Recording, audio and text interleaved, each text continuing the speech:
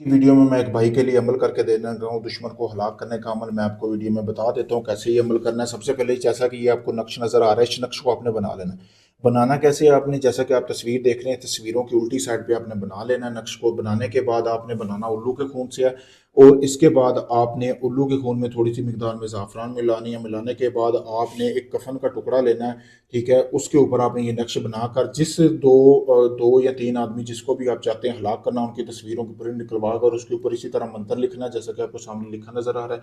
लिखने के बाद आपने करना ये है कि तवीज़ लिखने के बाद आपने उस कफन में दोनों को मिलाकर उसकी राख जमा कर लेनी है। करने के बाद आपने कोई भी ऐसे कब्र में दफनानी है जहाँ पे मतलब कि जो जो शख्स एक्सीडेंट के जरिए मरा हो, क्योंकि इस अमल के बाद जिस शख्स के लिए अमल कर रहे हैं वो एक्सीडेंट के लिए जरिए ही मरेगा।